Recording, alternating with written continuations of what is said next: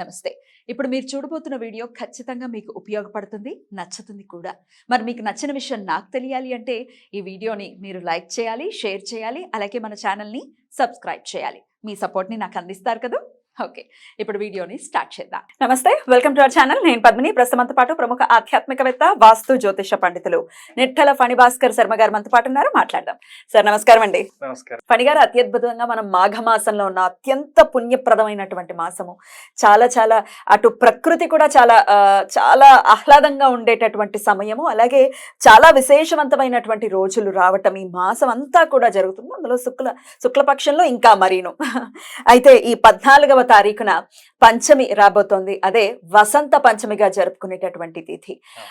ఈ పాశ్చాత్య కల్చర్ని బాగా, అంటే వెస్ట్రన్ కల్చర్ని బాగా అడాప్ట్ చేసేసుకుని మనం ఏమైనా, మన శాస్త్రం ఏం చెప్పింది, ఏదైనా ప్రత్యేక తిథుల గురించి ఒక్క 2 మాటలు చెప్పండి అంటే చెప్పలేం. కానీ Feb 14th అనగానే ఓ వ్యాలంటైన్స్ డే అని టక్కన చెప్పేటటువంటి పరిస్థితుల్లో ఉంది. ఇది దౌర్భాగ్యం. దీని నుంచి బయటపడతాం. ఎందుకంటే అక్కడ రాముడు వచ్చేసాడు, రామరాజ్యం మొదలైపోయింది. కాబట్టి ఖచ్చితంగా అన్ని మార్పులు జరుగుతాయి అని మనస్ఫూర్తిగా ఆశిస్తూ చెప్పండి. వసంత పంచమి, అలాగే సరస్వతి పంచమి అని కూడా పిలుస్తారు ఈ పంచమిని.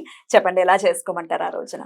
నిజానికి శ్రీ పంచమి అని కూడా అంటారు. ఈ రోజునే అమ్మవారి యొక్క ధామం, అమ్మవారి యొక్క సరస్వతీదేవి యొక్క దేవాలయం ఉంది. బాసర్లో విశేషంగా అభిషేకం కూడా చేస్తారు. చాలా మంది పోటీ పడతారు అభిషేకంలో, ఎందుకంటే అమ్మవారి యొక్క అనుగ్రహం కలుగుతుంది అని. వాగ్దేవి ఆమె అంత అనుగ్రహాన్ని ప్రసాదించేటువంటి మాత కాబట్టి మనం అందులోనూ సితాంబుజి స్థితాదేవి వాక్ ప్రసాదకరీండునాం అన్నాడు మహానుభావుడు. ఆమె తెల్లటి వర్ణం కలిగి ఉన్నటువంటి మాత. ఆమె మనకి అటు వచ్చేటువంటి ప్రతి మాటకి కూడా ఆమె కారణం. ఇప్పుడు ఈ మాఘమాసము అనేటువంటిది ఉత్తరాయణ మహాపర్వణ పుణ్యకాలం ప్రారంభమై 5వ రోజున ఈ అమ్మవారి యొక్క తిథి. అయితే ఇది ఏంటి, చాలా మంది అమ్మవారు ఈ రోజున ఆవిర్భవించారు అని చెప్తారు. నిజానికి దేవతల యొక్క ఆవిర్భావము, పుట్టుక అనేటువంటి విషయాల్లో చాలా సందిగ్ధతలు ఉంటాయి. ఉదాహరణకి ఇప్పుడు మనకి రామనవమి ఉంది, ఆ రోజు రాముడు పుట్టాడంటారు కానీ కళ్యాణం చేస్తారు. సుబ్రహ్మణ్య షష్ఠి ఉంది, స్వామి పుట్టాడంటారు కానీ కళ్యాణం చేస్తారు. ఇలా వసంత పంచమి లేదా ఈ శ్రీ పంచమి రోజున ప్రత్యేకించి మనం చేయవలసింది ఏంటి అంటే అక్షర స్వీకార కార్యక్రమం. నిజానికి దక్షిణాయనంలో అక్షర స్వీకారం చేయడానికి అర్హత లేదు. అంటే అక్షరాభ్యాసం మొట్టమొదటిగా అక్షరాలు దిద్దించడం దీనికి చెప్పబడలేదు. దక్షిణాయనంలో చేయరు.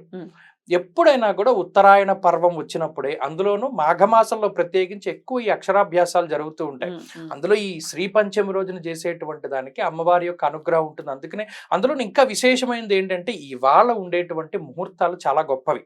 ఇవాళ అటు మేషలగ్నానికి కానీ లేదా ఇటు ధనుర్లగ్నానికి కానీ, ధనుర్లగ్నానికి గృహప్రవేశ గృహారంభాది ముహూర్తాలు చాలా విశేషంగా చెప్పబడ్డాయి.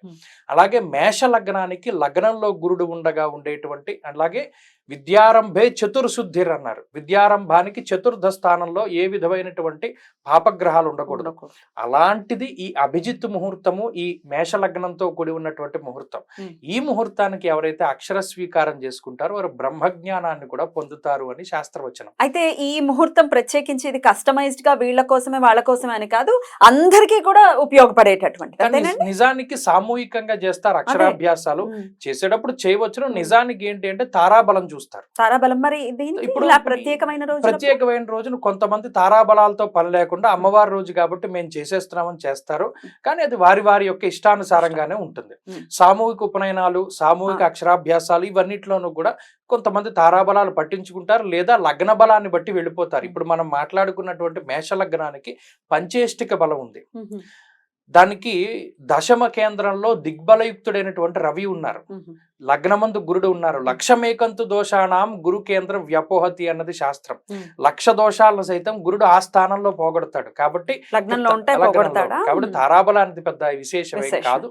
అవసరమైతే ఏదైనా దానం ఇచ్చి కూర్చోవచ్చును. కానీ ఈ వసంత పంచమి రోజున కనుక అక్షరాభ్యాసం చేసుకుంటే చాలా విశేషమైనటువంటి ఫలితం వస్తుంది. అలాగే అమ్మవారి యొక్క ఉపాసన చేస్తారు. చాలా మంది సరస్వతీదేవి యొక్క ఆరాధన చేస్తారు. వారు సైతం అమ్మవారి యొక్క ఆరాధన చేయడానికి, అభిషేకాది కార్యక్రమాలు చేయడానికి వీటన్నిటికీ కూడా ఈరోజు చాలా విశేషమైనటువంటి ప్రాధాన్యత ఉంటుంది. అలాగే అమ్మవారు ఈ రోజే ఆవిర్భవించారు అని చెప్పారు కదా.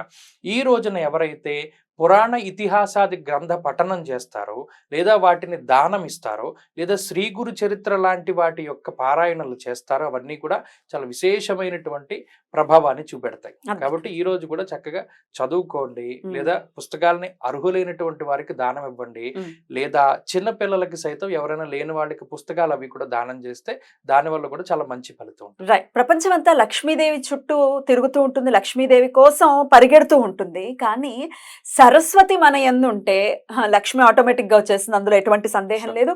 ప్లస్ సంస్కారవంతమైనటువంటి విధంగా మనకి లక్ష్మి వస్తుంది అనటంలో సందేహమే లేదు. ప్రతి నిత్యం మనం నిత్య విద్యార్థి లాగా ఎప్పుడూ మనం చదువుకుంటూనే ఉండాలి జీవిత పర్యంతం. ఎంత చదివితే ఎంత ఏమవుతుందండి, అవ్వనటువంటి పరిస్థితి. అలా చదువుకోవాలంటే సరస్వతీదేవి కృప ఖచ్చితంగా అందరికీ కావాలి. జ్ఞానం ఉన్నంత కాలం మర్యాద, లక్ష్మి, మీకు ఏం కావాలో అది ఖచ్చితంగా వచ్చేస్తాయి. ఏమండి? అయితే పిల్లలు చదువులు ఇవి కాకుండా మీరు ఆల్రెడీ చెప్పున్నారు ఈ గ్రంథ పఠనం చెయ్యొచ్చు అని. అమ్మవారిని విశేషంగా ఎలా కొలుచుకోమంటారు? ఏమేమి దానం ఇస్తే ఈ గ్రంథాలలో కూడా ఏవేవి దానం ఇవ్వటం అనేది విశేషవంతమైన ఫలితం ఉంటుంది అనుకోవచ్చు? ఇతిహాసాలను దానం చేయొచ్చు. భారతం గాని, భాగవతం గాని, రామాయణం గాని, ఇలా పురాణ ఇతిహాసాల్లో ఏదైనా దానం చేయొచ్చు. దేవి భాగవతం గాని, లేదా అర్హులైనటువంటి పిల్లలకి పుస్తకాలు ఇవ్వడం కూడా అది 100 గ్రంథాలను దానం చేసినటువంటి పుణ్యం. అటువంటి అలాగే వేదాధ్యయనం చేసేటువంటి వారికి పుస్తకాలు దానం చేయడం కానీ ఇవన్నీ కూడా మనం చేయవచ్చు. ఇవన్నీ చేస్తే అమ్మవారి యొక్క అనుగ్రహం ఎప్పుడు. అందులో ఇంకొకటి, నచోరహార్యం నజరాజహార్యం నభ్రాతృభాజ్యం నచభారకారి వ్యయే కృతే వర్ధత ఏవ నిత్యం విద్యాధనం సర్వధన ప్రధానం అన్నారు. ఇక్కడ సరస్వతీదేవి యొక్క గొప్పదనం చూడండి. నచోరహార్యం, నా దగ్గర ఇంత కేజీ బంగారం ఉంటే మీరు పట్టుకుపోగలరు, కానీ ఇన్ని పుస్తకాల నాలెడ్జ్ నా దగ్గర ఉందో పుస్తకం దొబ్బేయగలరా? నజరాజహార్యం అన్నాడు. మీ దగ్గర ఇంత డబ్బు ఉంది కాబట్టి, ఇంత సంపాదిస్తున్నారు కాబట్టి ఇంత ఇన్కమ్ ట్యాక్స్ కట్టండి అండి. మీరు ఇన్ని పుస్తకాలు చదివారు కాబట్టి మీరు ఇంత ట్యాక్స్ కట్టండి అని ఉంటుందా?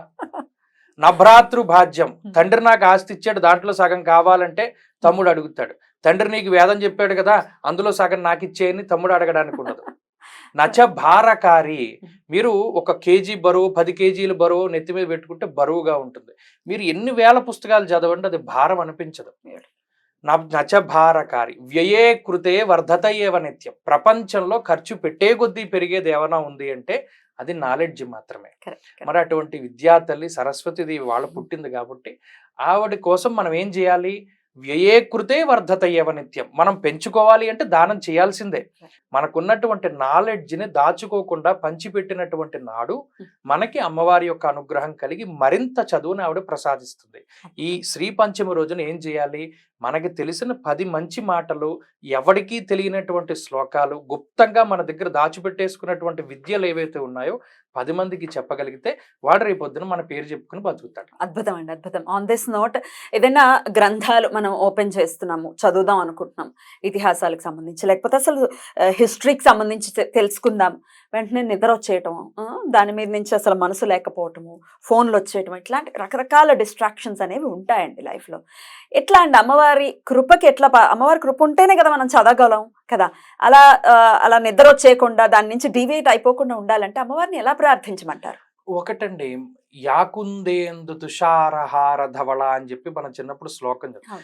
యా వస్త్ర, మాకు అమ్మవారి యొక్క వర్ణన చేసేటప్పుడు ఆవిడ కొన్ని విషయాలను పరిశీలన చేసేది. వస్త్రం, మనం ఏదైనా చదువుకునేటప్పుడు మంచి వస్త్రాలను ధారణ చేయాలి. ఈ మధ్య కాలంలో చదువు ఎందుకు ఎక్కట్లేదు అంటే, ఇది వరకు కాలంలో గురుకులాలు ఉండేవి. పలానా చోటుకి వెళ్ళామంటే మనం చదువు కోసమే వెళ్తున్నాం అనేటువంటి బుద్ధి సైకలాజికల్ గా వాడికి ఉంటుంది. ఇప్పుడు మన దగ్గర అలా లేదు. టీవీ ఎదురుగుండా కూర్చుని చదువుతాం, లేదా అన్నం తింటూ చదువుతున్నాం, లేదా ఇంకో గదిలో కూర్చొని చదువుతున్నాం. అలా కాకుండా నిజంగా చదువుకోవాలి, చదువు ఎక్కట్లేదని బాధపడుతూ ఉంటారే వాళ్ళ కోసం చిన్న చిట్కా ఏంటంటే, ప్రత్యేకించి ఒక గది, ఇక ఆ గదిలోకి వెళ్ళాము అంటే మనం చదువు కోసమే వెళ్తున్నాం అనే భావన మనకు రావాలి. అది ఇంత జాగా ఉందా ఎంత ఉన్నా మనకు అనవసరం. ఆ ప్లేస్ కేవలం చదువు కోసమే డెడికేటెడ్గా, పేపర్ చదవాల్సి వచ్చినా అక్కడికే వెళ్ళి చదవడం, పుస్తకం చదవాలంటే అక్కడికి వెళ్ళి చదవడం, అక్కడ కూర్చుని ఏ విధంగా సెల్ పాంకోకుండా లేకపోతే ఇంకోటి చేయకుండా ఉండాలి. సెల్ ఫోన్లు ఇవేం చూడకు, సినిమాలు చూడ, అక్కడికి వెళ్ళాము అంటే చదువే. మీరు అలా చేసి చూడండి, ఒక 21 రోజులు చేయండి. 22వ రోజు నుండి అక్కడికి వెళితే చదువే ఎక్కుతుంది తప్పితే ఇంకోటి ఏమి ఎక్కదు. మంచి వస్త్రం, ఆ వస్త్రం మీద ఆసనం, మనం ఆ వస్త్రం మీద కూర్చోవడం, లేదా ఒక చాపేసి కూర్చోవడం, మనం పట్టుకోవడం పుస్తకాన్ని. ఇది వరకు కాలంలో వ్యాసపీఠాలు ఉండేవి. కానీ ఏదో బాగుంది, ఇది వినడానికి కూడా బాగుంది.